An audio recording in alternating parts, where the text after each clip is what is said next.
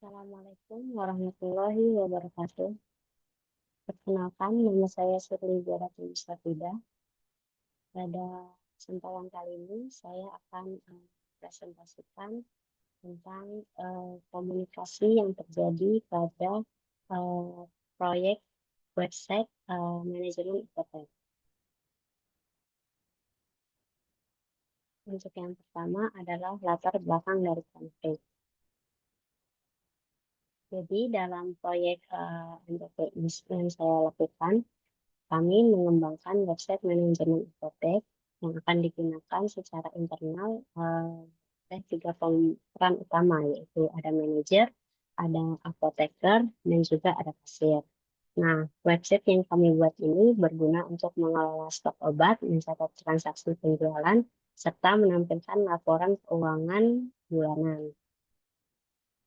Setelah fitur utama kami selesai, kami sepakat untuk menambahkan fitur presensi pegawai agar manajer dapat memantau kehadiran setiap staf dalam apotek. Namun, saat menentukan cara kerjanya, muncul ketidaksepakatan antar anggota tim.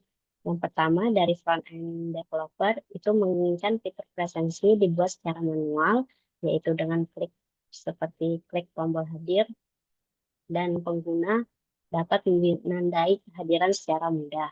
Nah, untuk bagian back-end sendiri, ingin presentasi dibuat secara otomatis saat pengguna melakukan login dan logout agar data tersimpan secara konsisten.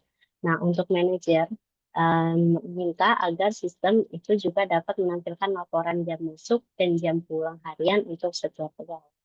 Nah, karena perbedaan pandangan ini membuat tim sulit menentukan desain dan logika kerja fitur. Nah, front-end merasa solusi back-end terlalu kaku dan tidak fleksibel, sedangkan back-end merasa ide front-end terlalu rawan untuk manipulasi. Nah, sementara itu, waktu pengembangan terus berjalan, tapi belum memiliki kesepakatan. Akhirnya, rapat tim menjadi hancur dan komunikasi tidak efektif. Kemudian untuk analisis akar masalahnya, terdapat dua gangguan, yaitu terdapat dua gangguan komunikasi. Yang pertama itu gangguan semantik, dan yang kedua adalah gangguan psikologis. Nah, untuk gangguan yang pertama ini, gangguan semantik, yaitu karena setiap pihak, yaitu dari uh, front end, back end, dan manager, itu memiliki pemahaman yang berbeda tentang arti dari fitur presensi. Nah, front end itu memaknai presensi sebagai interaksi visual, sedangkan back end itu melihatnya sebagai pencatatan data otomatis dan akurat. Nah, untuk manajer pula melihatnya dari sisi kebutuhan laporan dan teknis. Kemudian gangguan yang kedua yaitu gangguan psikologis. Nah, terdapat ego peran dalam tim kita. Itu masing-masing ingin pendekatannya itu dapat digunakan dalam proyek tersebut. Sedangkan untuk front end itu ingin menunjukkan kreativitas dari UI-nya, untuk back end itu ingin menjaga integritas data, dan manajer itu ingin hasil yang sempurna tanpa mempertimbangkan waktu pengembangan.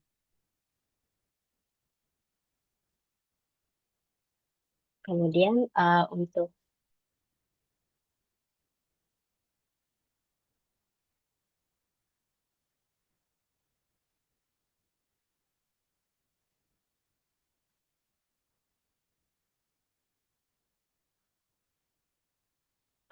untuk strategi resolusi dari konflik itu, yang pertama menggunakan bridge technique, yaitu peran saya sebagai back-end developer itu fokus pada integritas data dan konsistensi dari sistem.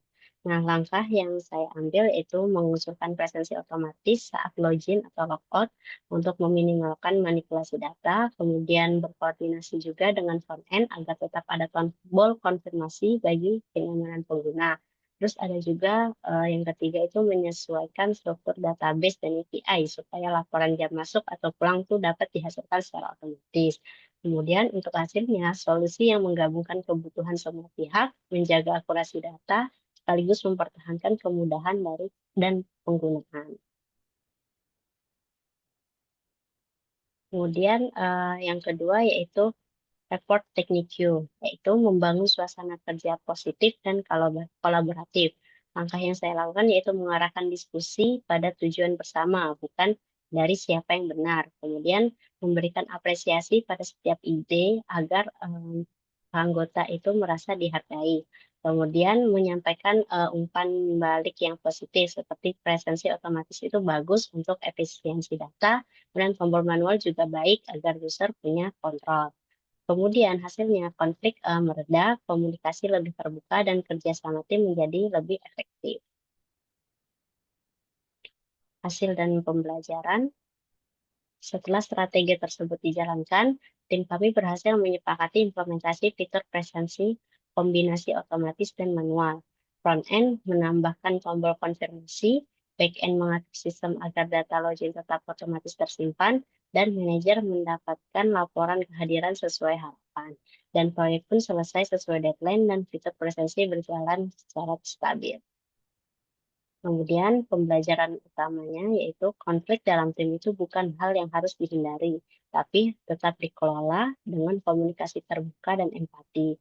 Dengan menjadi jembatan dan membangun hubungan positif, kita itu dapat menemukan solusi yang menguntungkan semua pihak. Dari pengalaman ini, saya belajar bahwa setiap anggota tim itu punya sudut pandang dan kepentingan yang berbeda.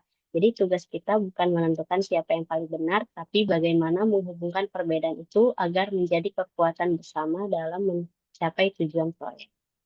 Mungkin cukup sekian presentasi dari saya, kurang dan lebihnya saya mohon maaf. Wassalamualaikum warahmatullahi wabarakatuh.